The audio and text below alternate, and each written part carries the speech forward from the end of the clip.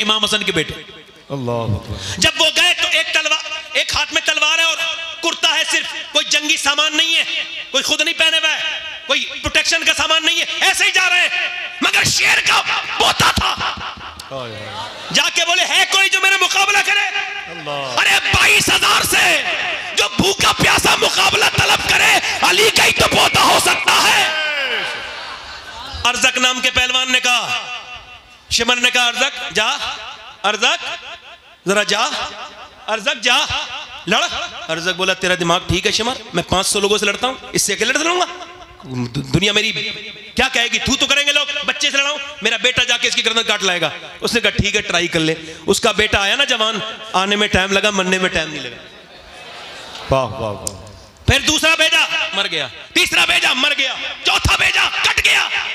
5वीं बार खुद आया, बोले मुझे मेरा नाम तूने सुना है कि नहीं सुना है? कासिम, मैं हूं अर्जक, 500 लोगों से लड़ता हूं। हजरत कासिम बोले मैंने तेरा नाम नहीं सुना, मगर तूने मेरे दादा अली का नाम जरूर सुना होगा। अल्लाह। और मैं आ जा। और वो जब आया आपने फरमाया तेरा दिमाग खराब, तेरे होश खराब हो गए, तेरा बच्चे का मर गया, तू तेरे घोड़े की जीन तक खुली हुई है। उसने नीचे गर्दन की ना ऐसी तलवार मारी, गर्दन ओ दूर जाके गिरी। आवाज आई अली का वो घर है जिस घर का हर एक बच्चा जहां पैदा हुआ शेरे खुदा मालूम होता है। अल्लाह। इमाम कासिम, अच्छा अब 22,000 लोग जब तीर चलाएंगे एक आदमी पर तो क्या होगा? शहीद हो गए।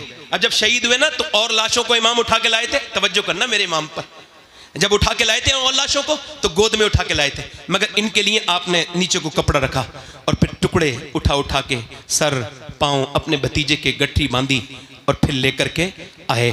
और फिर इमाम ने ना अपने छोटे बेटे की, बड़े बेटे के पास गए, वो भी शहीद जब होने गए, हजरत अली अकबर, तो देखा आंखों में आंसू थे। इमाम ने फरमाया मेरे अली अकबर, किसी शहीद की आंखों में आंसू नहीं देखे, मेरे बेटे तेरी आंखों में आंसू क्यों हैं? तो बेटा रो के बोला अब्बा मेरे बाद आप अकेले रह जाओगे। 18 साल का। इमाम ने कहा नहीं नहीं, तेरी दादी तुझे जन्नत में देखना चाहती हैं, इंतजार कर रही हैं, तेरे नाना जा तेरा इंतजार कर रहे हैं। इमाम अपने बेटे को उठाया, जो जवान बेटे की मैयत पे न रोया वो हुसैन। इमाम फिर वापस आए, 6 महीने के बच्चे की कब्र बनाई है बस अली असगर की, और करबला में कोई कब्र नहीं बनाई आपने अपने हाथ से, एक ही कब्र बनाई। क्यों? क्योंकि बाद में घोड़े दौड़े थे, और अगर 6 महीने के बच्चे पे घोड़े दौड़ जाते ना तो अल्लाह उस कौम को बर्बाद कर देता। उलमा कहते हैं बर्बाद कर देता। इमाम ने अब मेरी आखिरी तकरीर का हिस्सा है, बड़े ध्यान से आपसे बड़ी अल्लाह रसूल का वास्ता देके कहता हूँ, बड़े ध्यान से सुनिएगा।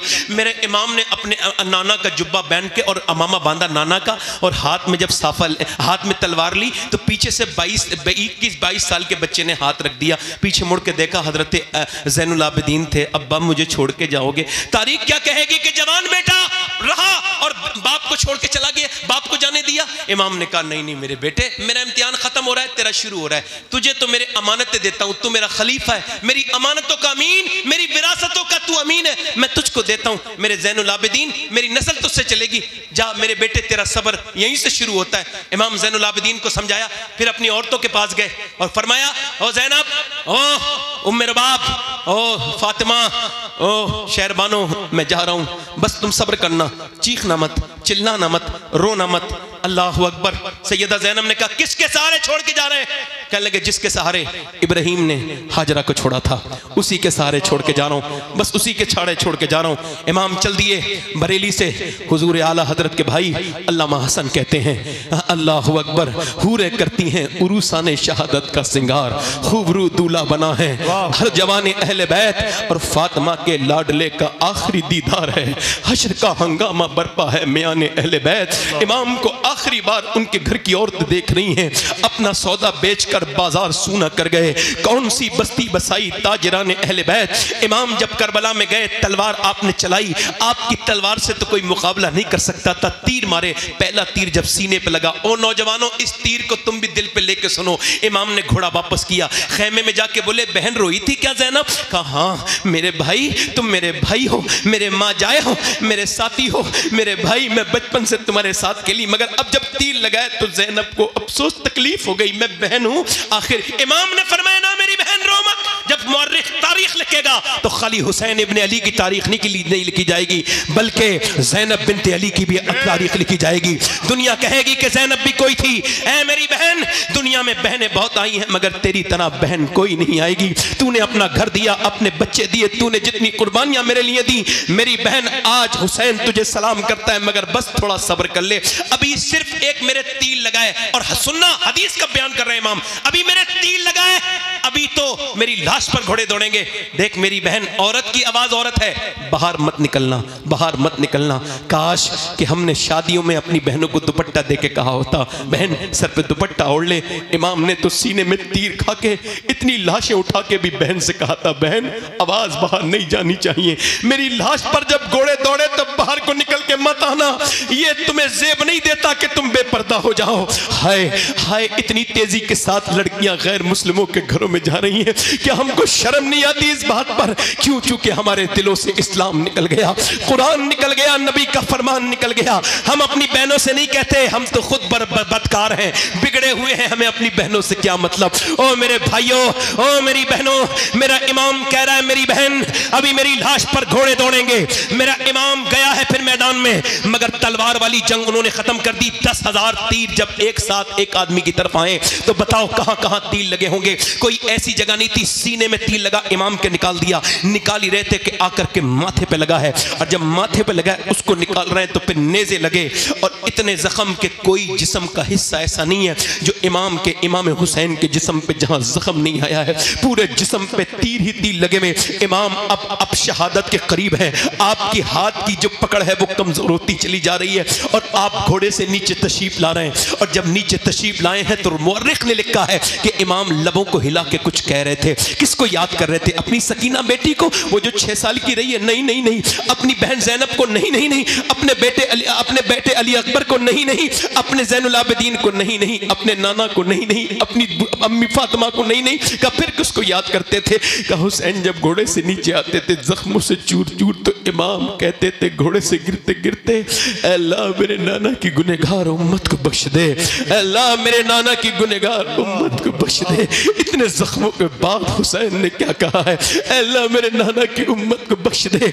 आज ये उम्मत कहाँ खड़ी है? ये उम्मत बर्बादी की तरफ जा रही है। ये नौजवान लड़के, इनकी तन्हाइयां बर्बाद है। ये नौजवान क्या कहेंगे? मेरा इमाम फिर नीचे आया है, और आने के बाद नमाज पढ़ चुके थे, सजदा करने गया है, शमशीर बकफ कातिल हो खड़ा, और कोई रहे सजदे में पड़ा।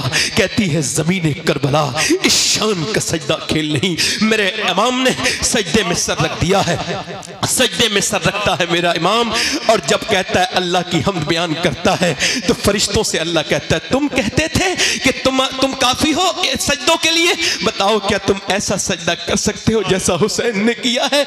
जो मैं जानता हूं वो तुम नहीं जानते फरिश्तों।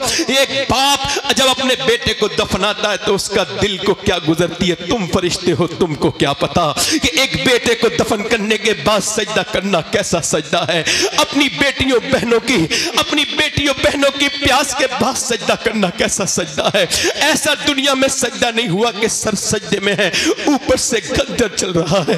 और ये कौन सी गर्दन है? ये वही गर्दन है जिसे मेरे नबी चूमा करते थे, ये वही गर्दन है।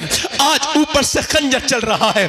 अल्लाह अकबर, उस आखिरी नमाज का आलम न पूछिए। इस्लाम जिंदा कर गया सजदा हुसैन का।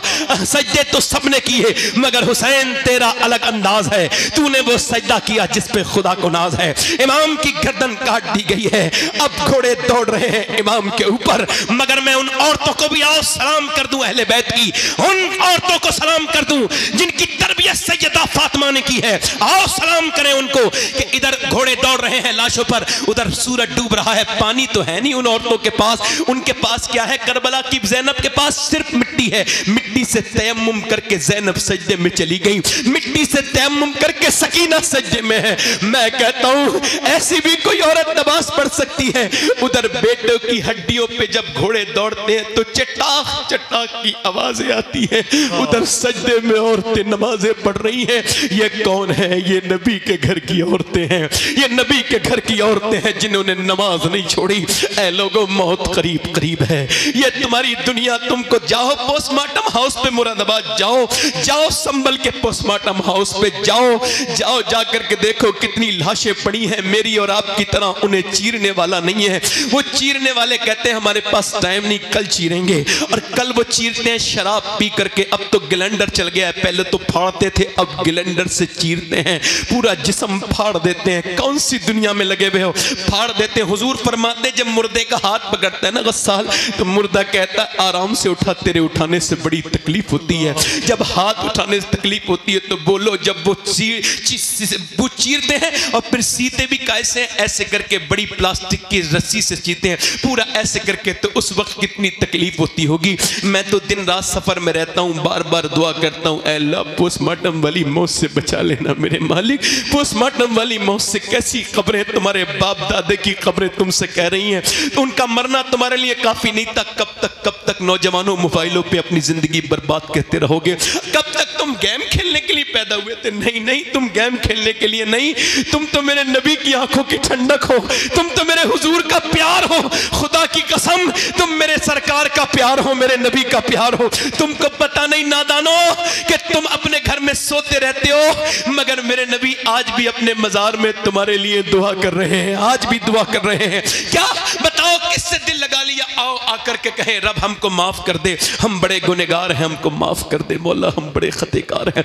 आओ इस महफिल में आज कहें। एक आखिरी बात बयान करता हूं और बात को इन सारे बुजुर्गों उलमा के सामने खत्म करता हूं, बात को इनकी बरकतों से बात खत्म करता हूं। बात यह है, किफल नाम का लड़का था, हुजूर फरमाते हर रात नई लड़की बुलाता था, यानी एक नाइट एक लड़की, यानी वो नई लड़की बुलाता था। ढूंढवा के इतने पैसे थे उसके पास, एक रात में एक लड़की की इज्जत खराब करता था। हुजूर फरमाते एक लड़की आई ना तो वो रोने लगी। इसने कहा पैसे नहीं दिए जो मेरी रात खराब कर रही, मूड खराब कर रही। कहा पैसे तो मिले। कहा रोती क्यों है? कहा मैं इस वजह से रो रही हूं, मेरा बाप ना मरा होता मैं कभी ना आती। कहा क्यों? कहा मेरा बाप मर गया, मेरे बहन भाई भूखे हैं और मैं अल्लाह से डर रही हूं, मेरे मालिक मुझे माफ कर देना, मेरे बहन भाई भूखे ना होते तो कभी ना आती। कहा तू अल्लाह से डर रही है? कहा हाँ मैं अपने अल्लाह से डर रही हूं, मेरा रब मुझे देख रहा है, जब मैं सजदे करती हूं तब भी देखता है, मैं तेरे घर पे इज्जत खराब कराने आई हूं तब भी अल्लाह देख रहा है। वो रो के बोली अल्लाह मुझे माफ कर देना, मैं भूख की वजह से ऐसा कर रही हूं। हुजूर फरमाते उस रोने वाली के दिल वजह से उसका दिल धुल गया। आंसू किसी के होते हैं और दिल किसी का धुल जाता है। वो रो के बोली मालिक, जब वो रोई ना तो अल्लाह ने किफल का दिल धो दिया। वो बोला मालिक जा, मैंने तुझे अपनी बहन बनाया, ले पैसे ले। उसने सारे पैसे दे दिए, नहीं 10 लाख रुपए उसको दे दिया, वो तो चली गई। ये सजदे में गिर के बोला मालिक एक बार आई थी, हाथ भी नहीं लगाया, इतना रोई थी, मैं तो पूरी जिंदगी का पापी हूं, कितनी रातें खराब कर दी मैंने मेरे रब। मैं जानता हूं कि मैं बेकार हूं, मगर तुझे तो पता है ना कि मैं गलत रास्ते पर हूं। ठीक है कोई बात नहीं, मैं नादान हूं, मगर तू करीम है, मुझे माफ कर दे। अगर मेरे जैसा गुनहगार कोई नहीं तो तेरे जैसा करीम कोई नहीं। ऐ मेरे रब, मेरी सांसें मौत की तरफ मुझे लेके जा रही हैं। ऐ बेपनाह ताकतों वाले, अगर मेरे जैसा गुनहगार कोई नहीं तो तेरे जैसा करीम भी कोई नहीं। ऐ रब, मैं गुनहगार बड़ा हूं, ऐसा रोया। हुजूर फरमाते अटैक हो गया, दिल का दौरा पड़ गया। कोई बंदा तेरे दर पे जो आंसू रोल देता है, मेरे मौला तेरे तौबा तू उस पर खोल देता है। मर गया, सुबह को कोई जनाजा उठाने वाला नहीं आया। इसका जनाजा उठाएंगे, बदकार का, खराब इंसान का, पापी का, कोई नहीं आया। अल्लाह ने फरिश्तों को भेजा। दोपहर के वक्त में इसके दरवाजे पे बड़े बड़े जली लफ्जों में लिख के गए फरिश्ते, इन्नल्लाह कद गफर लिल किफले, ये जो किफल है ना इसे अल्लाह ने बख्श दिया है, इसको बख्श दिया है। पूछा ऐ अल्लाह क्यों बख्श दिया? का वो रो दिया था। अल्लाह फरमाता है मेरे महबूब मेरे बंदों से कह दे कि जब ये रोता है ना तन्हाई में और इसका जब एक आंसू ढलक के गाल तक आता है, मैं सारे गुनाह उसी वक्त माफ कर देता हूं, सारे गुनाह माफ कर देता हूं। आओ इस महफिल में तौबा कर लें। तब बताओ जरा, अपने हाथ उठा के बताओ, दोनं हाथ उठा के हाथ बताओ, उठाओ, कौन कौन इमाम हुसैन के नाम पे गर्दन गिरा देगा? अल्लाह। नीचे हाथ कर लें। एक दूसरे की तरफ ना देखना, मुस्कुराना नहीं, जरा थोड़ा सा काम है। मैं किसी को वो नहीं दे सकता तौफीक, मगर फिर भी वो नौजवान चाहता हूं जो हुजूर के नाम पे गर्दन गड़ा देंगे। दोनों हाथ उठा के बताएं। नीचे हाथ कर लें। जो गर्दन गड़ा सकता है कुछ भी कर सकता है, कुछ भी कर सकता है ना। एक दूसरे की तरफ न देखना, मुस्कुराना नहीं। कितने लोग ऐसे हैं जो गर्दन भी कटा देंगे और आज से हुजूर के नाम पे पूरी दाढ़ी भी रखा लेंगे। इस महफिल में खड़े हो जाएं, बस वो नौजवान खड़े हो जाएं, खड़े हो जाएं इस महफिल में। जो आज से नबी के नाम पे दाढ़ी रखाएं, बस वही खड़े हो सोच समझ के, जो आज से अपनी जिंदगियां बदलें। कोई मदरसे का बच्चा खड़ा ना हो, तालिबे इल्म उनके निसाब में होता है, बाकी खड़े रहे। आप खड़े रहो भाई, खड़े रहे। और कोई आशिक रसूल है इस महफिल रसूल में 100 शहीदों का सवाब, हर नबी के दाढ़ी, हर वली के दाढ़ी। ये वही शरीयत है जिसे हुसैन ने बचाया था। ऊपर हाथ कर लें दाढ़ी रखाने वाले, ऊपर हाथ कर लें, मेरे साथ कहें इंशाअल्लाह आज के बाद न दाढ़ी कटेगी न मुड़ेगी इंशाअल्लाह। बैठ जाएं। हुजूर की आंखों की ठंडक क्या है बोलो? नमाज। कितने लोग हैं जो आज से इरादा करते हैं हुसैन इब्न अली की कसम खाओ आज से तुम्हारी जानें जाएंगी मगर नमाज कदा नहीं होगी। दोनों हाथ उठा के इंशाअल्लाह नमाज की पाबंदी इंशाअल्लाह, दोनों हाथ उठा के इंशाअल्लाह नमाज पढ़ेंगे इंशाअल्लाह, अपनी बहन बेटी को पर्दा कराएंगे इंशाअल्लाह, हमेशा मसलके आला हजरत पे कायम रहेंगे इंशाअल्लाह। इंशाअल्लाह अपनी बहन बेटी को पर्दा कराओ। और हजरात मोहतरम आज से अपनी जिंदगियों में तब्दीली लाओ, कुछ सीखो, कुछ बदलो और माना कि इस चमन को गुलजार न कर सके हम, कुछ खार कम तो कर गए, गुजरे जिधर से हम, और जुल्म और शिकवे जुल्मते शब से तो कहीं बेहतर था अपने हिस्से की कोई शम्मा जलाते जाते, राब्ते तोड़ गया वो सारे आते जाते, वरना इतने तो मरासिम थे कि आते जाते। अल्लाह हम सबको सलामत रखे। तौबा कर लें, अस्तगफिरुल्लाह रब्बी मिन कुल्लि ज़म्बिन व अतूबु इलैह, ला इलाहा इल्लल्लाह मुहम्मद रसूलुल्लाह। मेरी ज़िंदगी का मकसद तेरे दीन की सरफराजी, मैं इसीलिए मुसलमान, मैं इसलिए नमाजी, इस्लाम जिंदाबाद, मसलके आला हजरत पाइंदाबाद। आखिर में दुआ गऊँ अल्लाह हम सब के माँ बाप को बख्शे, बिलखुसूस हाजी इरफान साहब, उनकी अहलिया को और हमारे इनके ख़ानदान से जितने लोग गए हैं उन सब की मग़फ़िरत फरमाए।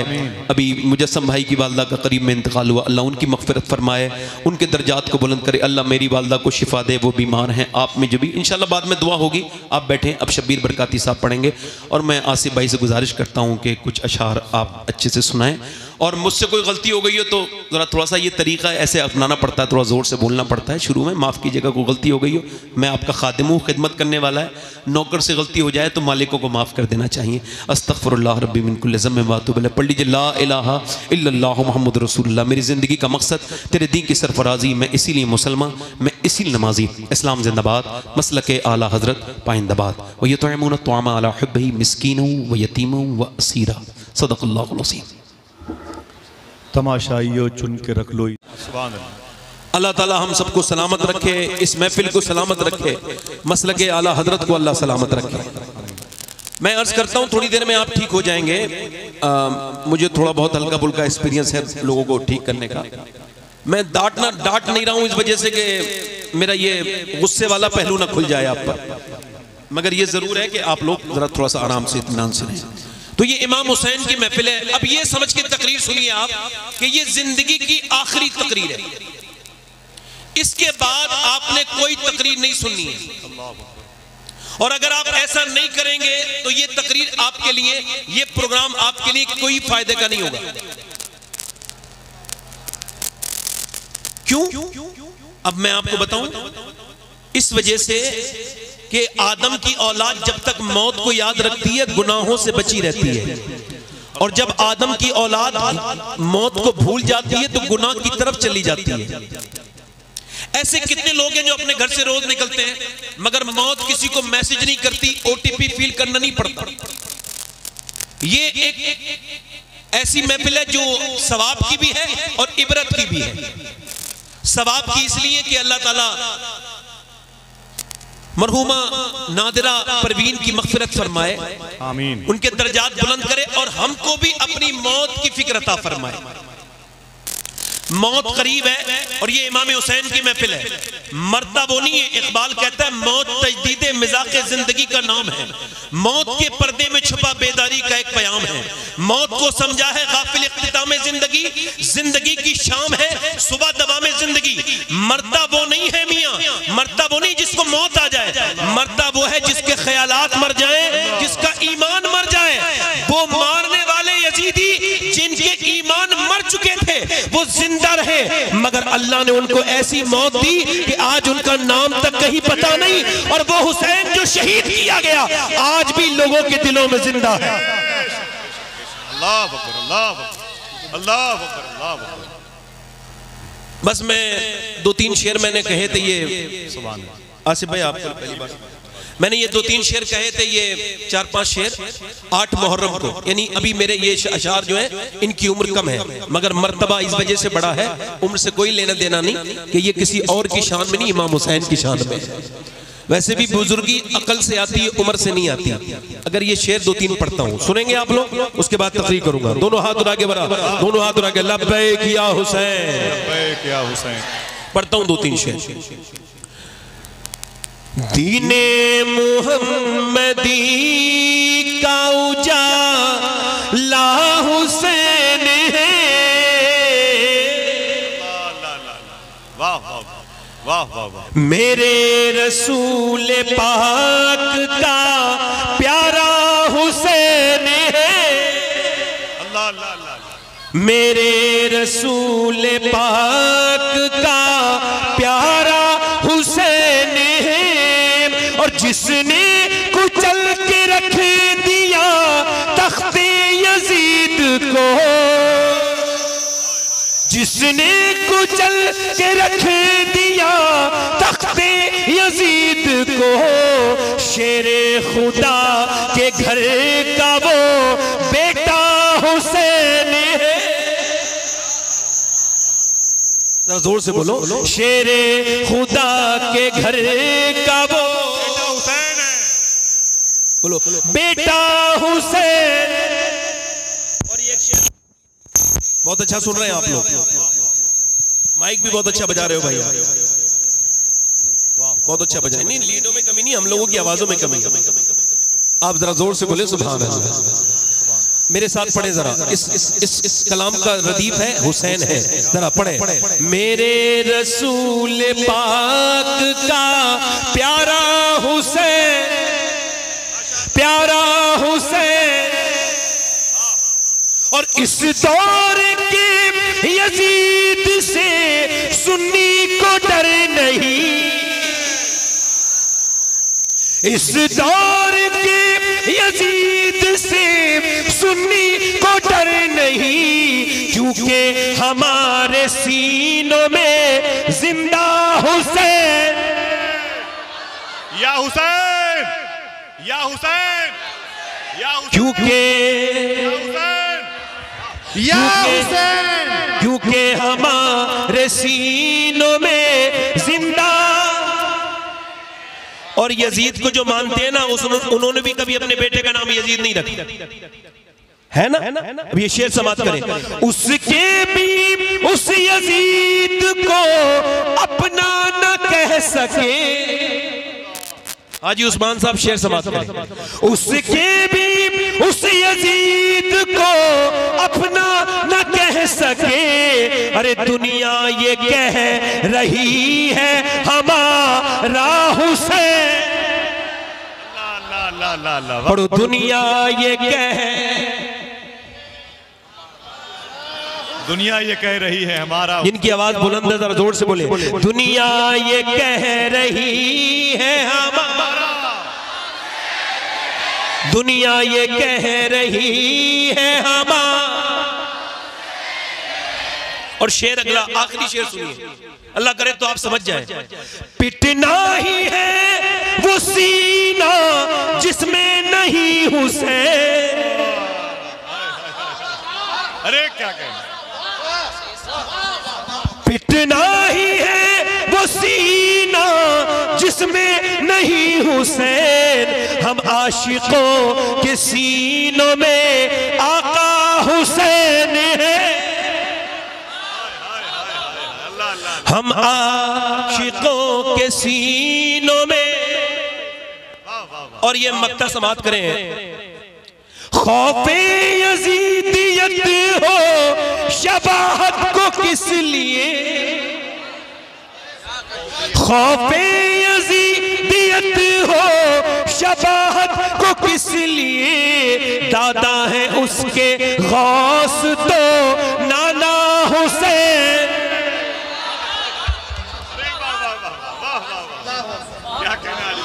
नारे तकबीर, यजीद हल्का सा बात बढ़ाए, नारे रिसालत, ट्रेबल बढ़ाए, ट्रेबल बढ़ाए, ट्रेबल।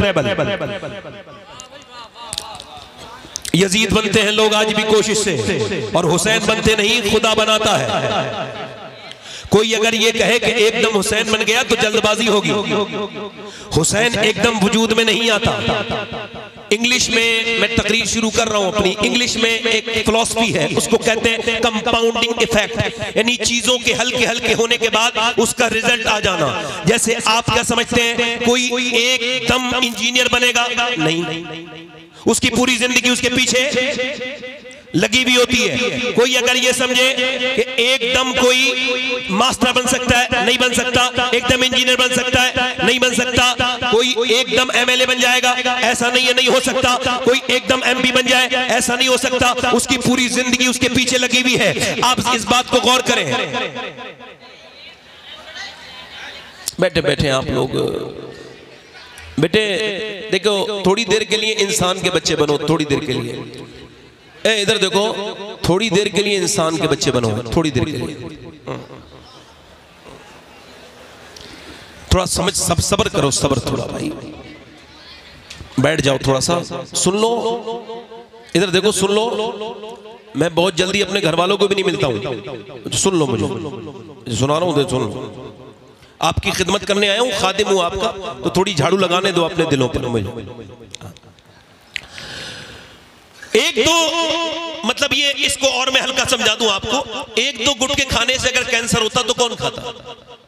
एक लंबी मेहनत करनी पड़ती है, 20-25 साल, फिर कहीं जाकर के इंसान के मुंह में कीड़े पड़ते हैं, उसको कैंसर होता है। डॉक्टर कहता है कि अब आपका खेल खत्म हो गया, अब आपका गुटखा जो है ना आपकी जान ले लेगा। वो कहता है मैं गुटखा छोड़ दूंगा।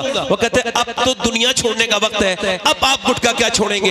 एक दो सिगरेट पीने से बंदे को जो है ना एकदम अटैक नहीं पड़ता, 20-25 साल चैन स्मोकर बनना पड़ता है। फिर कहीं जाकर के इंसान को जो है ना, वो इंसान को जो है वो ये उसके दिल का दौरा पड़ता है, उसको अटैक आता है। ऐसे ही कोई भी चीज एकदम नहीं होती, एकदम किसी का पेट बाहर नहीं आता। लंबी चिकनी चीजें खानी पड़ती है, लगातार बहुत दिन में खाना पड़ता है। बहुत दिनों में जाकर के इंसान की हैयत बदलती है, उसका पेट बाहर को आता है। न सेहत एकदम खराब होती है, न तबीयत एकदम खराब होती है। कोई एकदम ये कहे कि कोई एकदम बरेली में ताजुशरिया बन गया, नहीं, एकदम कोई अख्तर रजा ताजुशरिया नहीं बना। पहले उसने 15 साल हुजूर मुफ्ती आजम हिंद की खिदमत में जो रहा है, उसने मुफ्ती आजम की दरवाजे पर जारोबकशी की है, उसने मुफ्ती आजम की नजर का फैज पाया है। पहले उसने मुफ्ती आजम की नजर से वो मुस्तफीद हुआ है, फिर कहीं जाकर के दुनिया ने उसको ताजुशरिया कहा है। खुद ताजुशरिया कहते हैं मुफ्ती आजम का जर्रा क्या बना अख्तर रजा, महफिल अंजुम में अख्तर दूसरा मिलता नहीं।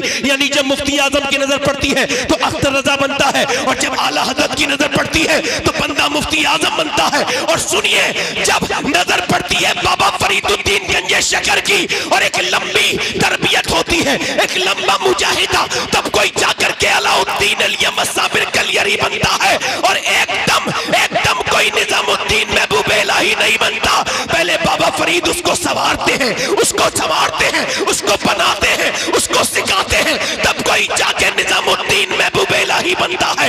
एक नजर पड़ती है जब मोइनुद्दीन की, तब कोई कुतुबुद्दीन बनता है। और जब एक नजर पड़ती है उस्मान हारूनी की, तब कोई मोइनुद्दीन बनता है। और जब कोई नजर डालता है अबू सालेह, तो शेख अब्दुल कादिर बनता है। और सुनो, जब अली नजर डालता है और नबी अपनी गोद में उठाता है और फातिमा दूध पिलाती है, तब कहीं जाके हुसैन बनता है।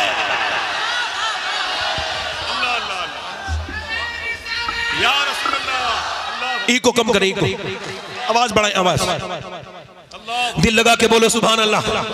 अब ये नाचने गाने वालों के घर पे बच्चे अच्छे पैदा नहीं होंगे। ये जो नाचते गाते हैं, ये जो औरतें, ये जो ड्रामे देख रही है, जिनके घरों में सिर्फ ये फिल्में हैं, ड्रामे हैं, गाने हैं, बाजे, सीरियल देखने वाली औरतों के यहाँ पे अच्छे बच्चे पैदा नहीं होंगे। जैसा बाप वैसा बच्चा। हुजूर फरमाते हर बेटा अपने बाप का आईना है, जैसा बाप है वैसा ही बच्चा है। हर आदमी के अंदर विरासत अपने बाप के लिए भी है, हर आदमी विरासत लेके चल रहा है। अच्छा मैं आपको बताऊं, अभी हार्वर्ड ने रिसर्च किया, ये बच्चे पागल कौन पैदा होते हैं? पागल यानी मां के पेट से ही पागल। ये कौन बच्चे हैं? इन पर रिसर्च हुआ और रिसर्च चला 27 साल। फिर उन्होंने बताया कि जब मां के पेट में बच्चा होता है, 80% बच्चे ये मेंटली डिस्टर्ब इस वजह से पैदा होते हैं कि जब मां के पेट में थे तो इसके शौहर ने इसको मारा। अच्छा जब मारा उस जाहिल को पता नहीं था कि वो बीबी पे जुल्म नहीं कर रहा है, उसके पेट के बच्चे पे जुल्म कर रहा है। अब जब वो बच्चा जो हो गया, वो बच्चा पैदा हुआ पागल, अब चाहे दिल्ली दिखाओ चाहे बंबई दिखाओ चाहे यहाँ इलाज कराओ, अब अपने किए का तो कोई इलाज नहीं ना। अब मुझे बताओ आप, जब इंसान अपनी बीबी को मारता तोड़ता है, बच्चे छोटे होते हैं, तो इसको आज साइंस प्रूफ कर रहा है। अच्छा देखो आप जरा गौर करो, शेख अब्दुल कादिर जीलानी की अम्मी जो थी वो हाफिजा थी, तो गौसुल आजम माँ के पेट से हाफिज हुए। अब यहूदियों ने क्या किया, यहूदी ये करते हैं कि जब औरत के बच्चा पैदा होने वाला होता है, यानी उसको जब उम्मीद होती है, तो वो उसको सिर्फ अगर वो डॉक्टर बनाना चाहते हैं तो डॉक्टरी की किताबें पढ़वाते हैं, उस औरत को डॉक्टरी का माहौल देते हैं। आप समझ रहे हैं मेरी बात को नहीं? उसको जैसा बच्चे को बनाना होता है, यानी जब औरत प्रेग्नेंट वूमेन में डॉक्टर के पास जाती है तो वो उससे कहता है कि अगर तुम ये चाहती हो उसके अंदर ज्यादा आयरन बच्चे के हो तो आप ऐसा करना कि ज्यादा बादाम खाना और ज्यादा सेब खाना, ज्यादा सेब और बादाम खाओगी तो इसके अंदर आयरन बढ़ेगा, बच्चा ताकतवर होगा। अगर विटामिन डी बढ़ाना चाहती हो तो ज्यादातर आप अमरूद खाना, अमरूद खाओगी विटामिन डी बढ़ेगा। अगर तुम ये चाहती हो कि विटामिन सी बढ़े तो संतरा खाना और नींबू खाना, तो तुम्हारे बच्चे के अंदर विटामिन सी बढ़ेगा। अब मुझे बताओ कि जब अल्लाह का बनाया हुआ सेब, संतरा, अनार, अमरूद अगर माँ खाए तो बच्चे पे असर हो जाए, तो क्या अल्लाह का कुरान माँ पढ़ेगी तो बच्चे पे असर नहीं होगा? अब कॉन्वेंट में आपके बच्चे पढ़ रहे हैं, उसको उनको कॉन्वेंट में अब तो और कुछ किया जा रहा है। हमारी कौम के पास स्कूल कम है, बल्कि है ही नहीं, कुछ मुखय्यस हजरात हैं। जैसे यहाँ पे एक स्कूल अल्हम्दुलिल्लाह है, मगर अक्सर स्कूलों में क्या हो रहा है, उनको माज़अल्लाह उनको हाथ जोड़ना सिखाया जा रहा है। वहां पर माज़अल्लाह बुतों के सामने बच्चियों को नाचना सिखाया जा रहा है। एक हमारे दोस्त कहते हैं मेरे बच्चे को निकाल दिया स्कूल से। मैंने पूछा क्यों निकाला? आपके बच्चे से हमने कहा इस बुत के सामने जरा अपने हाथ जोड़ो, तो उसने बुत के ऊपर थूक दिया, तो हमने उसको निकाल दिया। वो कहते मेरी आंखों में आंसू आ गए। मैंने कहा या अल्लाह तेरा शुक्र है जो सबसे बड़ी तालीम है मेरा बच्चा वो तालीम हासिल कर चुका। दुनिया की सबसे बड़ी तालीम है अल्लाह के सिवा कोई इबादत के लायक नहीं है। बोलो जरा, बोलो भाई, बोलो जरा जोर से बोलो, पीछे वाले बोलो जरा सुभान अल्लाह, दिल लगा के बोलो, मुस्कुरा के बोलो। अब आप आज से ये थोड़ा ईगो कम करेंगे भाई? मेरा आवाज अच्छी नहीं, आपका माइक बहुत अच्छा है, आवाज बढ़ाओ बस, हल्का सा, हाँ हल्का सा ईगो बढ़ाओ, हल्का सा। हाँ हाँ बैठे जरा आराम से, आप लोग मुझे पैसे न दे, बैठे। अरे भाई रुक जाओ जरा यार, नहीं कोई बात नहीं, कोई बात नहीं, नेक बच्चा है, नेक लोग ही आते हैं ऐसी जगह। जरा जोर से बोलो सुभान अल्लाह। अब आप में कोई बाप है, कोई माँ है, यहाँ बैठी होंगी, सुन रही होगी मेरी बहनें, कोई माँ भी होगी, कुछ है, कोई माँ है, कोई बनेगी। इसका मतलब ये कि हजरत सैयदा राबिया बसरी के पास जब कोई आता था ना, आसिफ भाई समाज करें, जब आता था ना औरत, वो हामिला होती थी तो वो उससे कहती थी तुझे खुदा का वास्ता देती हूँ आज के बाद झूठ मत बोलना, तुझको खुदा का वास्ता देती हूँ आज के बाद झूठ मत बोलना, गीबत मत करना। कहा क्यों? कहा अगर तूने झूठ बोला तो तेरे झूठ का बच्चे पे असर हो जाएगा, पेट के बच्चे पे असर हो जाएगा, और हुजूर के एक उम्मती को गीबत करना तू सिखा देगी। यानी औरतें क्या समझती हैं, उनको यूं ही छोड़ दिया जाएगा। एक बुजुर्ग कहते हैं मैं बैठा था और मेरी माँ ने मुझसे कहा नमाज पढ़ने जाओ। मैं 10 साल का हो चुका था, मुझको खबर नहीं थी आज मेरा बर्थडे है। आज बर्थडे नहीं मनाए जाते बर्थडे, तो वो कहते वो बर्थडे है मेरा, मुझे नहीं पता मेरा आज बर्थडे है। तो फिर कहते हैं मेरी माँ ने मुझसे कहा नमाज पढ़ने जा, फिर मैं नहीं गया, फिर मैंने कहा नमाज पढ़ने, फिर मैं नहीं गया। फिर मेरी माँ, मैं इग्नोर कर रहा था, अम्मी रोटी बना रही थी, उनको गुस्सा आ गया, उठी रोटियां गिराई, जोर से चिमटा मेरे सर पे मारा। कहते मारा चिमटा, मेरे सर से खून निकलने लगा। मैं कांप के बोला अम्मा अब ना मानना, मेरी माँ मैं जा रहा हूँ नमाज को। मैं नमाज को गया, जब मेरी माँ मरने वाली थी मैं रोने लगा। मैंने कहा अम्मा तेरे तुझसे बड़ी मोहब्बत है, मगर दिल में एक बहुत बड़ा दर्द भी है तेरी तरफ से। दुनिया की माएँ मोहब्बत करती है, तूने मेरे बचपन में सर फाड़ा था, क्यों आखिर क्यों मेरी अम्मी? तो मेरी माँ रो के बोली मेरे बेटे मेरी उस नफरत में भी प्यार जो है छुपा हुआ था। का क्या मतलब? का मेरे लाल मुझ पे रोटी बनाना फर्ज नहीं था, तुझे जहन्नम से बचाना और नमाजी बनाना फर्ज था। आप बर्दाश्त करोगे कि आपके बच्चे ये जो स्कूलों में कामयाब हो रहे हैं? और पढ़ाइए स्कूल में, कोई मना नहीं कर रहा हूं, मगर कम से कम नमाजी तो बनाइए।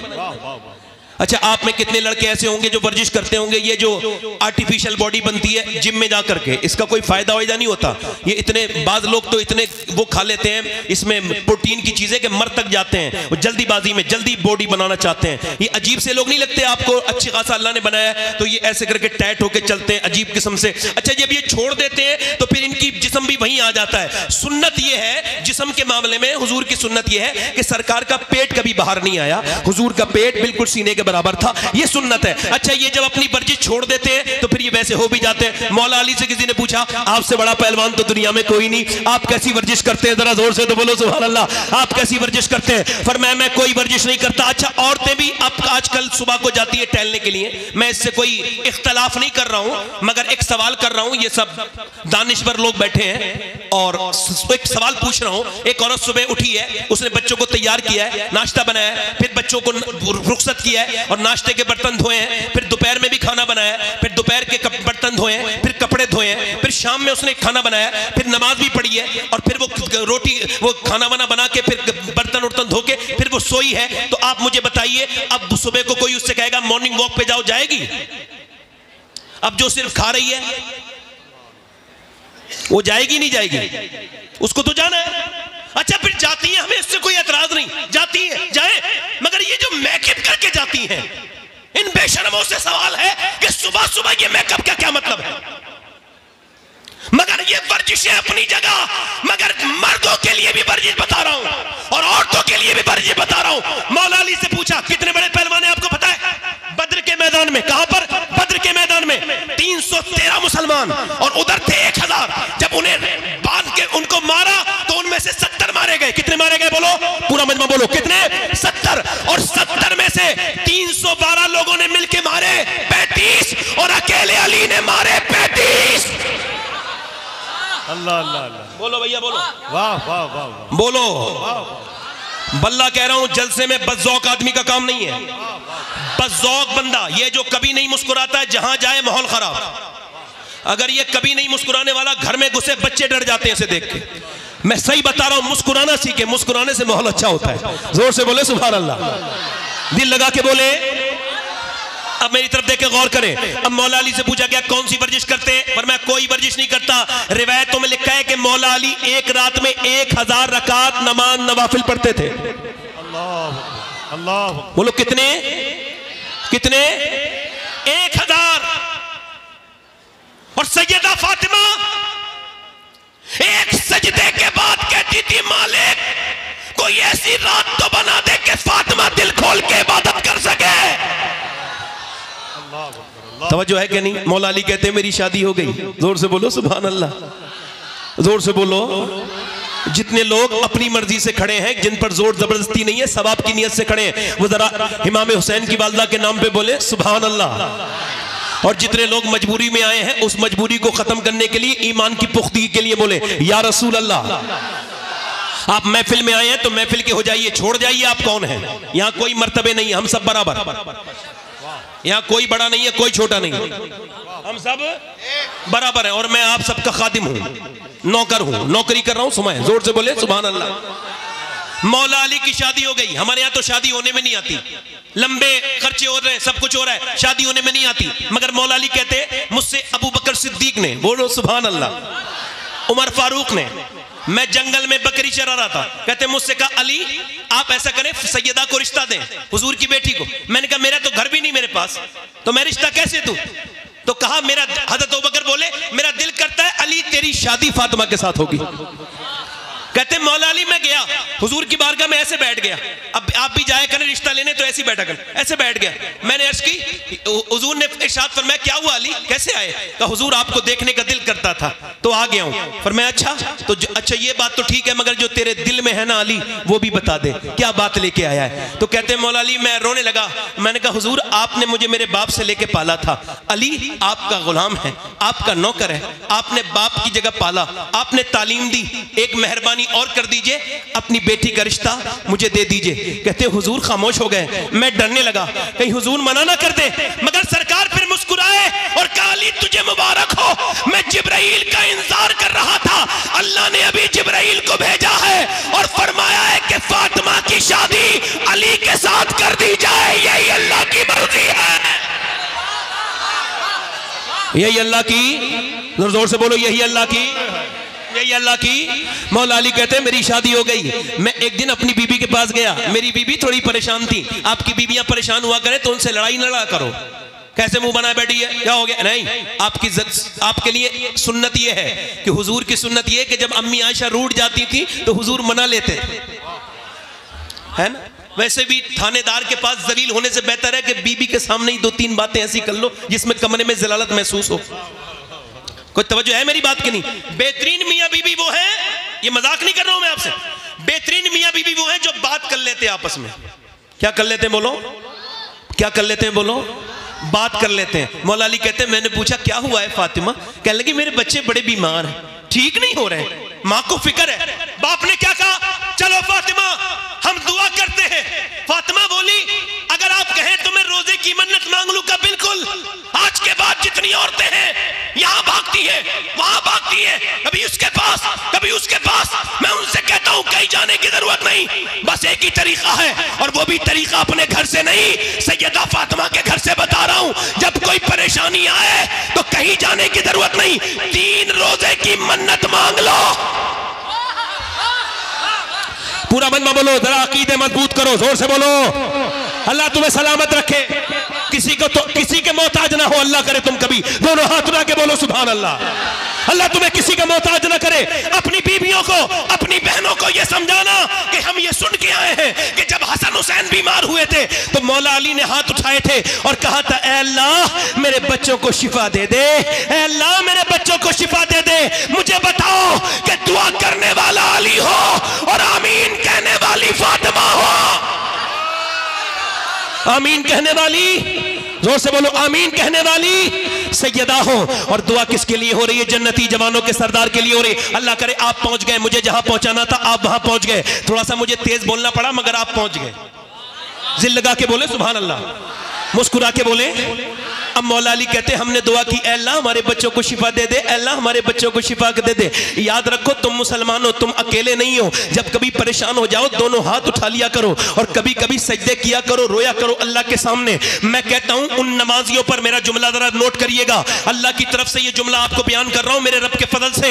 वो नमाजी कैसा नमाजी है जो फर्ज तो अदा कर रहा है मगर नमाज की बड़ी वाली सुन्नत उससे अदा नहीं हुई। यानी वो नमाज में गया मगर नमाज की सबसे बड़ी सुन्नत यह है कि मेरे नबी की आंख के आंसू निकला करते थे सजदे में। वो कैसा नमाजी है जिसने सजदे में रोना नहीं सीखा? वो कैसा नमाजी है जो अल्लाह के सामने रोना नहीं सीखा? वो कैसा नमाजी है? मैं उससे पूछता हूं कभी तेरी आंख से आंसू निकला? मौला अली दुआ कर रहे हैं, अल्लाह का फजल हुआ दोनों बच्चे ठीक हो गए। अब सुबह को सहरी के लिए उठा दिया गया है, रोजा रख रहे हैं अहले बैत। जरा गौर तो करो, हम तो इतनी सहरी खाते हैं माज़अल्लाह कि पूरे दिन डकारें आती रहती है। कुछ लोग तो इतनी ठूस ठूस के खाते हैं ऐसा लगता है कि ये आज के बाद कयामत के दिन ही खाएंगे, अब ये खाएंगे ही नहीं, शाम तक इतना खाते हैं। वो रोजा क्या रोजा है जिसमें एहसास ना हो? वो रोजा क्या रोजा है जिसमें दर्द ना हो? वो रोजा क्या रोजा है जिसमें रोजा रखने वाले को ना पता चले कि मैं रोजा रख रहा हूं? रोजा तो अहले बैत ने रखा है कि सुबह फजर में उठे हैं और सुबह फजर में उठने के बाद दुआ कर रहे हैं ऐ अल्लाह हमारे बच्चों को शिफा अता कर दे। अब जब शिफा अता हो गई तो अब सहरी की जा रही है। सहरी सैयदा ने काय से कराई है?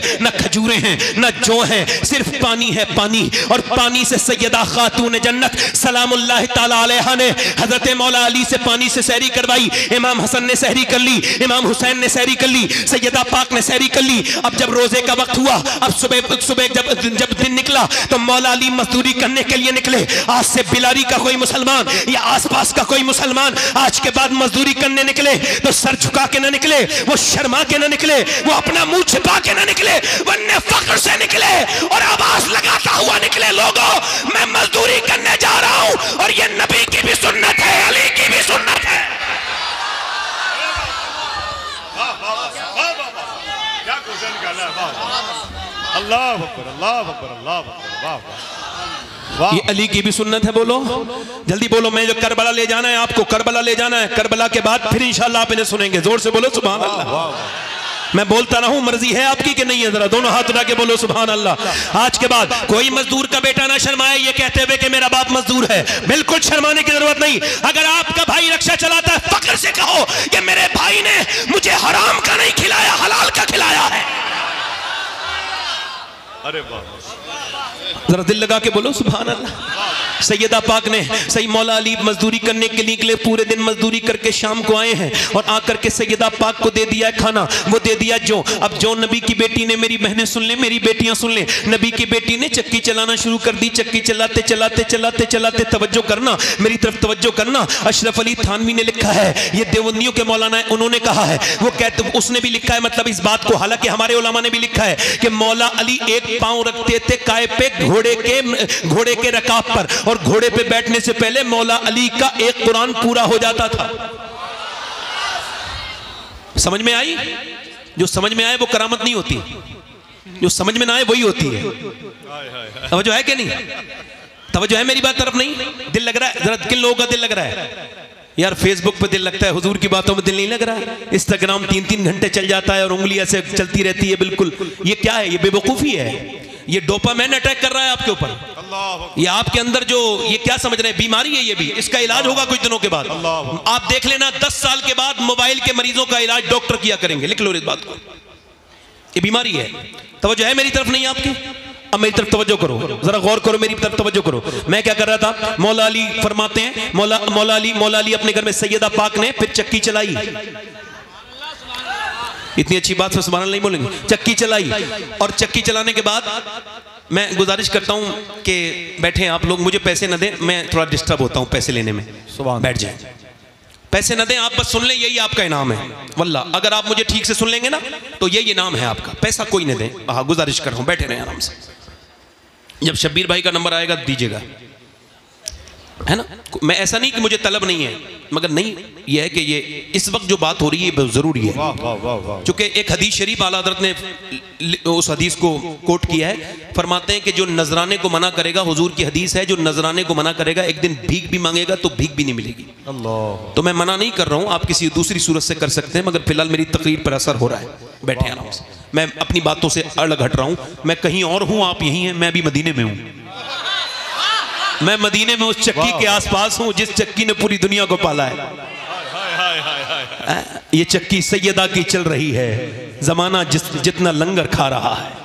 सैयदा ने चक्की चलाई, चक्की चलाने के बाद इंतजार हो रहा है। हसन हुसैन दोनों रोजे से हैं, सैयदा पाक रोजे से हैं, मौला अली रोजे से हैं। अजान की आवाज आ जाए कि अजान दे दें, अजान बिलाल अजान पढ़ दें। कि कैसा दौर है ये? ऐसा दौर है, एक मस्जिद है मगर सारी चीजें लाजवाब हैं। यहाँ के नमाजी लाजवाब नमाजी, अबू बकर, उमर, उस्मान, अली, हुज़ैफा, तलहा, अब्दुल रहमान, जोर से बोलो बिलाल, और मुअज्जिन बिलाल, और इमाम नबियों का इमाम। न इमाम की तरह दूसरा इमाम कोई आया, न मुख्तदियों की तरह मुख्तदी आए, और न मुअज्जिन की तरह फिर ऐसा मुअज्जिन पैदा हुआ। ये कायनात का सबसे बड़ा मुसल्ला है। तवज्जो है कि नहीं?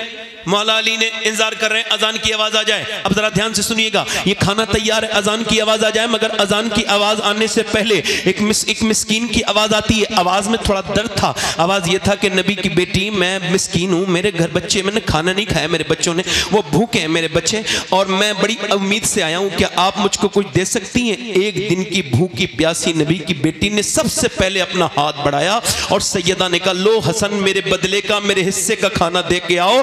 तो हजरत मौला अली बोले, मेरे हिस्से का भी दे के आओ हसन। तो हसनैन दोनों भाई बोले, हम ही क्यों खाएंगे, फिर हम ही तो दे के आएंगे अपने बदले का।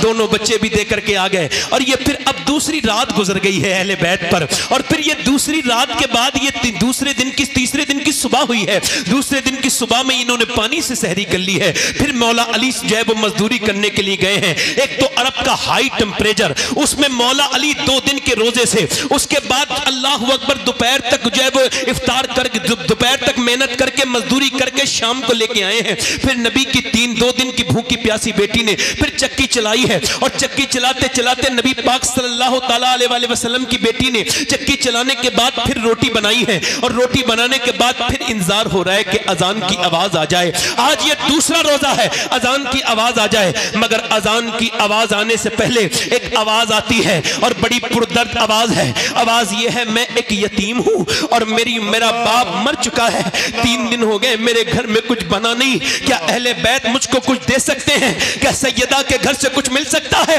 अल्लाह अकबर, क्या खातून जन्नत मुझे कुछ दे सकती हैं? नबी पाक की बेटी ने कहा लो उस यतीम को दे के आओ। तीनों चारों लोगों ने दे दिया। फिर ये तीसरी दिन रात भी गुजर गई, अब तीसरा दिन भी रोजा, और वो भी किसी खाने से नहीं बल्कि फिर वो भी पानी से। और बेरोजा और ना रोजा रखने वालों, बगैर रोजे के रहने वालों, क्या जवाब दोगे कल क़यामत के दिन कि तुम्हारे घर में नेमतें भरी हुई थी और अहले बैत के घर में नफली रोजा है, और तीसरा दिन भी पानी से इफ्तार रोजी वो सहरी की गई है। पानी से सहरी करने के बाद मौला अली गए हैं, अपने बच्चों को देख करके बाप गया है मजदूरी करने, और मजदूरी करने बाग में। अच्छा मेरी तरफ देखें, ये एक हदीस अलग से जम कर रहा हूं। ये हदीस मैंने मदीने शरीफ में बैठ के पढ़ी थी, और 21वें रमजान को पढ़ रहा था तो मेरे सामने हुजूर का गुंबद था। यानी जब मैं हदीस पढ़ रहा था तो वो मदीने वाला भी गुंबद मेरे सामने था। उस हदीस का असर मेरे दिल पर जो हुआ है उसको आज तक मैं कभी खत्म नहीं कर पाऊंगा। वो अजीब सा असर था कि मौला अली कहते हैं मैं 15 दिन के बाद अपने घर आया। कितने दिन के बाद बोलो? 15 दिन के बाद। और कहते हैं जब मेरी बीबी ने दरवाजा खोला तो मुस्कुरा के सलाम कर दिया, ये से वाले मियां तावीज दे देंगे तो मेरा घर अच्छा हो जाएगा। इन औरतों को कोई समझाए, ये से वाले मियां तावीज दे देंगे तो मेरा शौहर मुट्ठी में आ जाएगा, और काम मुट्ठी से बाहर फेंकने के कर रही है। आदमी जब आता है तो मुंह बना के बैठ जाती है। ये दुनिया की मनहूस औरतों की पहचान है कि दूसरों के सामने मुस्कुराएंगी, अपने मर्दों के सामने नहीं मुस्कुराएंगी। ये जलील किस्म की औरत की पहचान है कि दूसरे औरत को तो मुंह बना के दिखाएंगी, अपने चेहरे पे चाहे वो अपने चेहरे पे मेकअप करके दिखाएंगी। इनसे पूछो मेकअप करने वाला तो घर बैठा है, उसके लिए तो मेकअप नहीं किया। ये जो शादी में मेकअप करके जा रही हो, आपको शर्म नहीं आई कि आपकी नीयत दूसरों को दिखाने की है, दुनिया के गंदे लड़कों को दिखाने की है? अरे शर्म नहीं आई? तेरे हर कदम पे तुझ पे लानत है। आला हज़रत फरमाते हैं जब औरत बेपर्दा होकर घर से निकले, हर कदम पर उस पर लानत अल्लाह के फरिश्ते भेजते हैं। मगर जब वही औरत अपने शौहर को दिखाने के लिए मेकअप करे और अगर उसका आदमी उसको देख के खुश हो जाए तो अल्लाह एक सदके का सवाब अता फरमाता है, एक सदके का सवाब अता फरमाता है। कोई जरूरत नहीं वो तावीज देने वालों के पास जाने की, कोई जरूरत नहीं।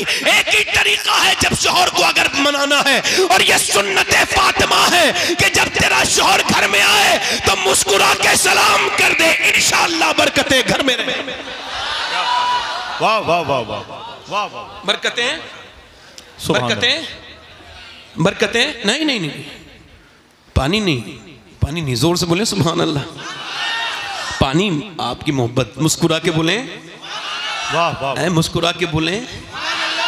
मौला अली कहते हैं मेरी बीवी ने मुस्कुरा के मुझे सलाम कर दिया। क्या बेहतरीन तरीका है। देखे तो वसीम बरेलवी ने कहा था थके हारे परिंदे जब बसेरे को लौटे, तो सलीकेमंद शाखों का लचक जाना जरूरी है।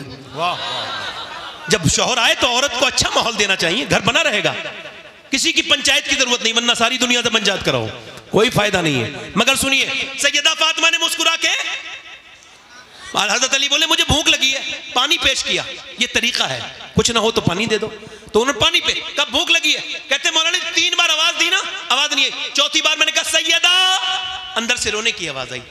मैं अंदर गया ना तो दोनों आलम के मालिक को मुख्तार की बेटी बैठी भी रो रही है, जिसकी आंखें हुजूर की तरह, जिसके होंठ हुजूर की तरह, जो मुस्कुराए तो नबी की तरह लगे, जो उठे तो नबी की तरह लगे। अम्मी आयशा फरमाती फातिमा चलती थी तो ऐसा लगता था अल्लाह का रसूल चल रहा है, फातिमा बोलती थी तो ऐसा लगता था अल्लाह का रसूल बोल रहा है। मैंने कहा फातिमा आपको किस चीज ने रुलाया है? अब जरा अजीम बाप की अजीम बेटी की बात सुनिए।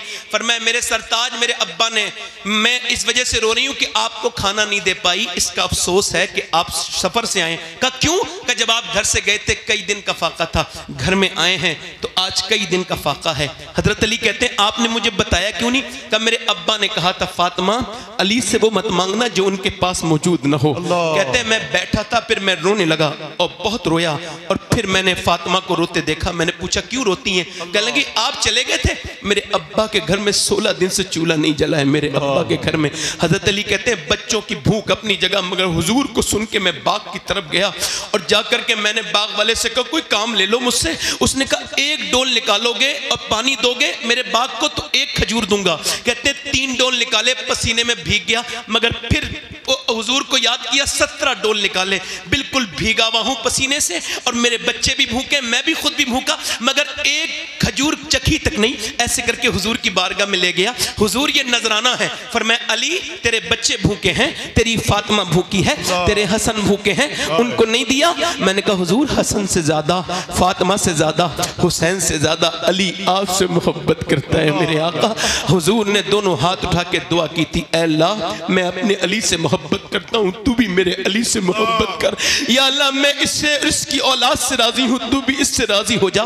फिर हुजूर मेरे घर गए, कि तेरे बच्चों के साथ खाऊंगा बैठकर। हुजूर ने खजूर की गुठली निकाली और फिर खजूर जब हसन के मुंह में दी तो हसन ने नाना को देख के रोना शुरू किया, हुसैन ने भी रोना शुरू किया। मेरे नबी ने दोनों को प्यार किया तो सैयदा रोने लगी। फरमाया ना मेरी बेटी फातिमा न रो, मेरी बिलाडली, ये मताउन दुनिया कलील, ये दुनिया छोटी है और ये दुनिया की रौनकें, दुनिया की लज्जतें आले मोहम्मद के लिए नहीं है, आले मोहम्मद के लिए दुनिया नहीं है मेरी बिटिया ना। हजरत अली कहते हैं मैं तीसरे दिन अपने घर आया और मेरी बीबी ने फिर 3 दिन की रोजे की बीबी ने, रोजेदार रोजे के साथ मेरी बीबी ने चक्की चलाई, और चक्की चलाने के बाद मेरी बीबी ने 3 दिन का रोजा रखने के बाद फिर चक्की चलाई कि नीचे को जो है वो खाना रख दिया।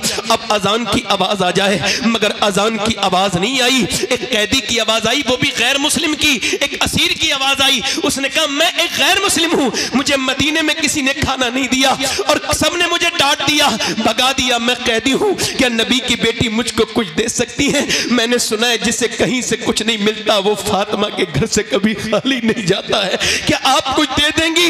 सैयदा ने खाना उठाया, हसन ने उठाया, दे दिया। जब अजान हुई मस्जिद में गए ना तो दोनों बच्चे कांपते थे, भूख की वजह से चेहरा बिल्कुल पीला था। मेरे नबी ने दोनों बच्चों को प्यार किया और कहा अली तेरी सखावत अल्लाह ने पसंद कर ली है। ऐ लोगों जरा सोचो तो हमने किस पैगंबर को भुला दिया है, किस रसूल को भुला दिया है, आज हम बिल्कुल भूल चुके हैं। जरा गौर तो करो।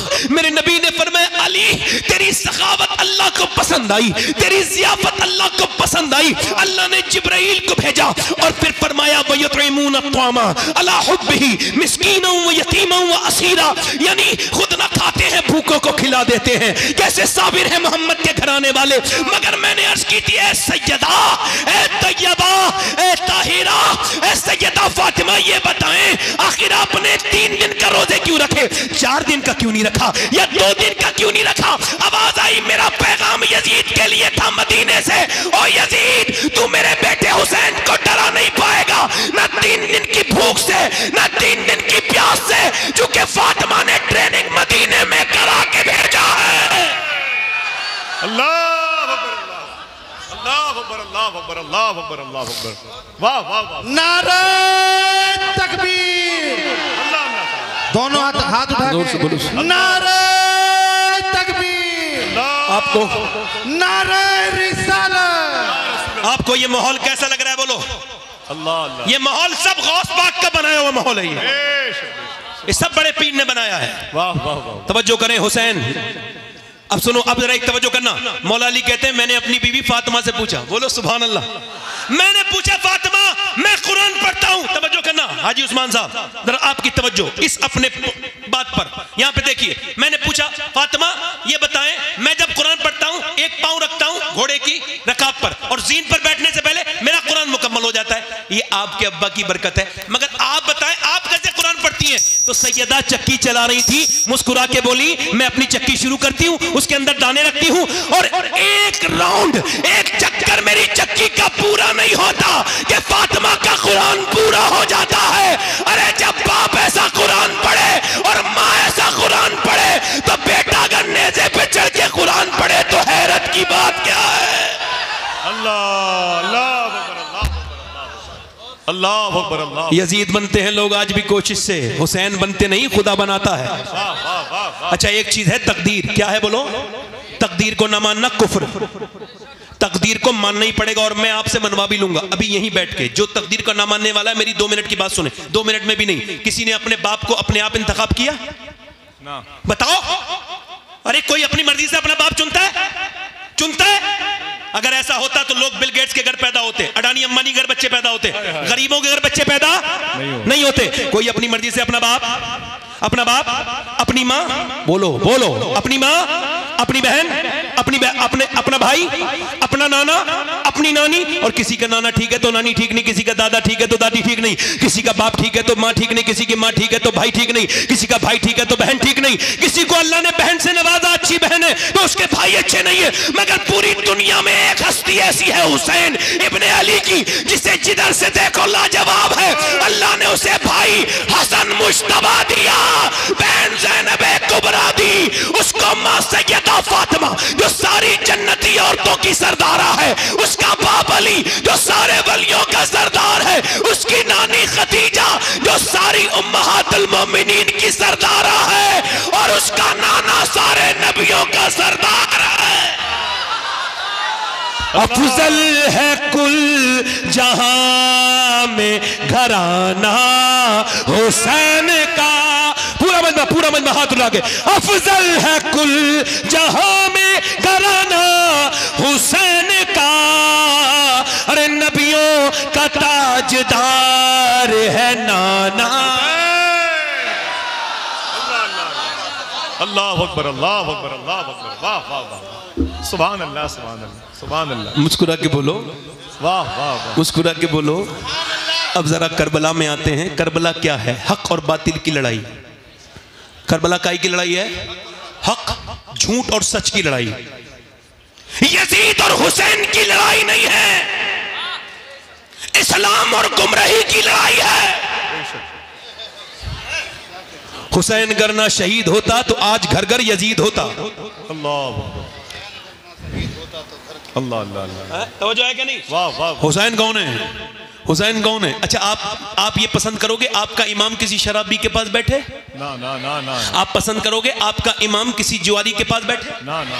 यार जब आपका इमाम, आप पसंद करोगे उसके हाथ में बैत होना जो शराबी के घर खाना खाता है? आप उसके हाथ में बैत दे सकते हो? अरे ऐसा पीर पसंद करोगे जो किसी बेनमाजी के साथ रहता हो? नहीं ना। अरे तो हुसैन तो पीरों का भी पीर है और इमामों का भी इमाम है। यजीद के हाथ में कैसे हाथ दे देते? नहीं दिया हाथ, छोड़ दिया मदीना, छोड़ दिया, बोलो छोड़ दिया। जब ज्यादा दबाव बढ़ा तो आपने फरमाया मैं मदीना छोड़ रहा हूं, इस वजह से मैं नहीं चाहता मेरे नाना के मदीने में लड़ाई हो। तवज्जो करो जरा मेरी तरफ देखो, ये मदीने सेल्फी वाले लोग जो जाते हैं ये कोई जाते वाते नहीं है, ये तो सेल्फी निकालने जाते हैं। ये तो वहां वही करते रहते हैं, इधर से लाइव उधर से लाइव। कभी अपने गुनाह भी लाइव करना बेटे, इतनी नेकियां लाइव करता है, कभी गुनाह भी लाइव करना अपने। गुनाह छुपाता है, नेकियां लाइव करता है। नेकियां तो छुपाने की होती हैं। वहां मदीने में खड़ा है और कह रहा है एक लाइक दे दो, और वो भी हिंदुस्तानी लोगों से पागल है, मदीने गया ही क्यों था, यहीं पे लाइक मांग लेता, मैं मदीने में हूं एक लाइक कर दो। और पागल एक बार मदीने वाले से कह देता या रसूल अल्लाह एक बार लाइक कर दो मेरे नबी। वाह वाह वाह। तवज्जो है कि नहीं? हाँ, सैयद के खुलने में देर लगती है मगर खुलता है तो फिर खुलता है। जोर से बोलो सुभान अल्लाह, दिल लगा के बोलो। अब जरा गौर करो, मदीना छोड़ दिया। वैसे मैं अपनी बात कर रहा हूं, मैंने हिंदुस्तान के कई शहरों में रहा भी हूं, 10-10 दिन तकरीर की है, बड़े बड़े शहरों में, और भी जगह गया हूं, दुनिया के और भी 1-2 मुल्कों में गया हूं, मगर मुझे आज तक कोई शहर पसंद नहीं आया। ऐसा नहीं लगा मुझे कि मुझे वहां की याद आई हो। मगर 2017 में गया था पहली बार हज करने, अब हर साल जाता हूं अल्हम्दुलिल्लाह, अल्लाह का शुक्र है। मगर मैं आपको कसम खा के बता रहा हूं, आज तक कोई ऐसा दिन नहीं गुजरा 6 साल में जो मुझे मदीना याद ना आया हो। खुदा की कसम खाता हूं। वाह वाह। मेरे जैसे गुनहगार इंसान को, और ऐसे आला हजरत की नजर से देखो मदीना, कभी देखो आला हजरत की नजर से। मुझे खुदा की कसम इतना हिंदुस्तान में बरेली में जब जाता हूं तो आला हजरत के होने का एहसास होता है, मगर इतना नहीं होता जितना मदीने में मुझे आला हजरत का एहसास होता है। चूंकि आला हजरत को जहां जाओ आला हजरत कहा कैसे पढ़ोगे, कैसे जाओगे हुजूर की बारगाह में, ऐसे ही जाओगे कि मुजरिम बुलाए आए हैं जाऊ का है गवाह, फिर रद हो कभी ये शान करीमों के घर की है, सरकार हम गवारों में तर्ज अदब कहाँ, हमको तो बस तमीज यही भीख भर की है, मांगेंगे मांगे जाएंगे मुंह मांगी पाएंगे, दुनिया के पैसे वालों ये पैसा तुम्हारे काम नहीं आएगा। देखो एक बार मदीना, एक बार देखो मेरे हुजूर का मदीना, एक बार काबे की बहारें देख लो। ए नौजवानों मोबाइल ना बदलो, आसान है मदीना देख लो, हुजूर की बारगाह की हाजिरी कर लो। मेरा इमाम ऐसा है कि अगर उसको बरेली में ढूंढो तो नहीं मिलेगा, कहां कहां मिलेगा, फरमाते हमें रजा तेरे दिल का पता चला व मुश्किल दरे रोजा के मुकाबिल वो हमें नजर तो आया। यानी मदीना इंसान का छोड़ना बड़ा मुश्किल है, मगर जब मैंने मदीना छोड़ा, जब हाजी ने मदीना छोड़ा, जब आम आदमी ने मदीना छोड़ा तो दिल फट गया। वो एयरपोर्ट तक रोता हुआ आया और जब मदीना याद आता है तभी बैठ के रो लेता है। मगर बताओ वो हुसैन कैसा मदीना छोड़ा होगा, कैसे मेरे हुसैन ने मदीना छोड़ा होगा, जिसने बचपन में आंखें वही खोली हैं, जो कभी अपने नाना के कांधों पर बैठा है, कभी नाना की जुबान चूस रहा है, कभी नाना के कांधों पर बैठा है। कौन हसन हुसैन, कोई समझेगा हसन हुसैन को? हजरत उमर फारूक आजम इमाम हसन इमाम हुसैन को देखने रोज आते हैं हुजूर के विसाल के बाद। मौला अली ने कहा पहले तो नहीं आते थे हुजूर के जमाने में, उमर अब इतना मेरे बच्चों को क्यों देखने आते हैं? उमर रो के बोले तेरे बच्चों की चेहरा अली बिल्कुल मेरे नबी की तरह है, इनको देख लेता हूं तो बिल्कुल नबी याद आ जाते हैं, नबी की तशनगी कम हो जाती है। मेरे बरेली का इमाम बोला मादूम न था शाये सकलैन, उस नूर की जलवा गाहती जाते हसनैन, और तमसील ने उस नूर के दो हिस्से कर दिए, आधे से बने हसन आधे से हुसैन। हुसैन ने मदीना छोड़ दिया, कैसे दिल से मदीना छोड़ा, मक्के आ गए, मक्के में खतूत आए, मक्के को भी छोड़ दिया, मक्के से आप जो है वो कूफे की तरफ जा रहे थे, एक शहर बीच में मिला, उसने कहा हुसैन ना जाओ, तुम्हारा भाई मुस्लिम बिन अकील हमने देखा है उसको कत्ल कर दिया गया, उसको धोखा दे दिया गया, कूफियों ने धोखा दे दिया। इमाम ने फरमाया मेरे भाई को तूने कहां देखा? कहा हमने उसको देखा कि वो कूफे के चौराहे पे लटका हुआ है आपका भाई। इमाम ने फरमाया अल्लाह तेरा शुक्र है कि मेरा भाई झुका नहीं मगर लटक गया। अल्लाह अकबर। फरमाया झुके हुए तो नहीं देखा ना, तवज्जो करना, थोड़ी देर की गुफ्तगू रह गई है मेरी, ध्यान से सुनना, और अगर आपने ध्यान दिया तो करबला पहुंच जाओगे। चूंकि मेरे इश्क मुझको ले चल तू ही जाने बे मदीना, करम ये मुझ पे किया है मेरे तसव्वुर ने कि आज खींच दी तस्वीरें यार आंखों में। ये करबला इमाम गए, मोहनदास करमचंद गांधी हिंदुस्तान के राष्ट्रपिता, और उनका फोटो उस पे आता है काय पे नोट पर। उनसे किसी ने पूछा ये आपका ये सूती कपड़ा है, ये आपकी धोती है, ये आपके कपड़े हैं और ये आपके पास चरखा है, क्या इससे ब्रिटिश एम्पायर से लड़ेंगे? आपका दिमाग ठीक है? दिमाग तो ठीक है, इतनी बड़ी ताकत से लड़ेंगे? कहा मेरी हिम्मत नहीं होती थी, गांधी बोले। कहा फिर? मगर बोले जब मैंने करबला को पढ़ा और जब 72 शोहदा को पढ़ा तो मेरी हिम्मत हो गई, मैंने देख लिया कि 72 को मिटाने के लिए 22,000 आर्मी आई थी, मगर करबला का मैदान गवाही दे रहा है कि 22,000 का नामो निशान मिट गया, मगर 72 के खेमे आज भी करबला के मैदान में लगे हुए हैं। 72 के खेमे अब भी करबला के मैदान में, बोलो बोलो, करबला के मैदान में, करबला के मैदान में लगे हुए हैं। इमाम मेरा करबला गया है, इमाम कहता है मैं यजीद की बैत नहीं करूंगा, और फिर तकरीर करते हैं मुझे पहचानते नहीं, मैं हुसैन इब्ने अली हूं, मुझे पहचानो, मैं नाना के कांधे पर बैठा था। जब कांधे पर बैठा था तो हजरत उमर ने कहा था कितना अच्छी सवारी है हुसैन तेरी, तो मेरे नाना ने कहा था उमर तूने सवारी तो देख ली मगर सवार भी तो देख कितना अच्छा है। हाय हाय हाय। मैं वही हुसैन हूँ, आज मैं यहाँ पे खड़ा हूँ। इमाम आ गए, तवज्जो करना थोड़ी देर, नौजवानों आपकी बहुत खास तवज्जो चाहता हूँ, अल्लाह करे तो ये मजमा और ये महफिल मैं जहाँ चाहता हूँ वहाँ पहुँच जाए। हुसैन इब्ने अली हैं। अब आपने फरमाया जंग मैं नहीं करता, मुझे जाने दो, अब मैं किसी और मुल्क में चला जाऊँगा। रिवायतों में लिखा है, पूछा कहाँ, तो आपने फरमाया मैं हिंदुस्तान चला जाऊँगा। अल्लाह। मगर उनको क्या करना था, बेअत लेनी थी। बेअत का मतलब है बिक जाना। क्या मतलब? बैत का मतलब बिक जाना। तो या तो किसी की नेकी को देख के बिक जाओ, वरना इमाम हुसैन कहते हैं दुनिया में कोई खजाना ऐसा नहीं बना जो हुजूर की औलाद को खरीद सके। अल्लाह। आपने फरमाया मेरे जैसा यजीद की बैत। उन्होंने कहा ठीक है, जंग शुरू। जंग। अब जब तलवारों की आवाज आ रही थी, एक औरत गुजर के जा रही थी। मेरी बहनें सुन ले, मेरी बेटियां, ये जो आज अपने बच्चों को कभी नमाज के लिए नहीं कहती, कभी नमाज के लिए नहीं कहती, सुने, औरत जा रही थी अपने बेटे की शादी की तैयारी करने। अब जब जा रही थी ना औरत, और जब वो औरत जा रही थी तो आवाज आई, तो उस औरत ने कहा देख क्या मेरे बेटे कैसी आवाजें आ रही, तलवार किसकी जंग हो रही है, देख तलवारें टकरानी आपस में। वो बच्चा आके रोने लगा, अम्मा मेरा दिल बड़ा दुख है। क्या हुआ? कि मैंने वहां करबला में एक इतना खूबसूरत इंसान देखा, मेरी आंखों ने इतना अच्छा नहीं इंसान नहीं, न उसकी आंखों की तरह आंखें थी, न उसके लहजे की तरह। कहा अच्छा, मैंने पूछा कौन है? कहा ये हुसैन इब्ने अली है, इन पर बड़ा जुल्म हो रहा है। तो कहता है मेरी माँ, मेरा दिल फट गया। माँ रो के बोली मेरे लाल, फातिमा का घर लुट रहा हो और मैं अपने बेटे का घर बसाऊं, मेरा दिल गवारा नहीं करता। मैंने आज तक तुझसे कभी तुझसे मैंने अपने दूध का बदला नहीं मांगा, आज मांगती हूँ, ऐसा कर तू मेरे बेटे हुसैन पे कुर्बान हो जा। बेटा बोला अम्मी अगर तू ना भी कहती मैं फिर भी हुसैन पे कुर्बान होने का इरादा रखता था। जवान बेटा गया, मैं माँ पहुंची, इमाम ने फरमाया तेरे बुढ़ापे का सहारा ले जा। कहने लगी मुझे बुढ़ापे का नहीं, कयामत का सहारा चाहिए हुसैन, मुझे कयामत का सहारा चाहिए, बुढ़ापा तो मेरा गुजर जाएगा। इमाम ने फरमाया ठीक है। अब जब उसका बेटा चला तो इमाम की तरफ उसकी माँ आंखों से आंसू ला के बोली हुसैन मेरे बेटे को जब नवाजो तो उसकी माँ को भी नवाजना कयामत के दिन। मेरे इमाम ने फरमाया ठीक है। जब बेटा गया जवान तो बूढ़ी ने ऐसे करके अपनी झोली फैलाई, ऐ अल्लाह मेरे बेटे की शहादत कबूल कर ले, मेरे लाल की ऐ अल्लाह कबूल कर ले। उधर जब इसकी दुआ पूरी नहीं हुई है कि गर्दन कटी उसकी और आकर के गिर गई झोली में, मां ने उसके बाल पकड़े और उठा करके सर को फेंका यजीदियों में और कहा जो चीज हम अल्लाह की राह में दे देते हैं वापस नहीं लेते, वापस नहीं लेते। अब इमाम के हजरत अली, मैं मुख्तसर कर रहा हूं, शॉर्ट में करबला बयान कर रहा हूं, आखिर में हजरत कासिम गए। कासिम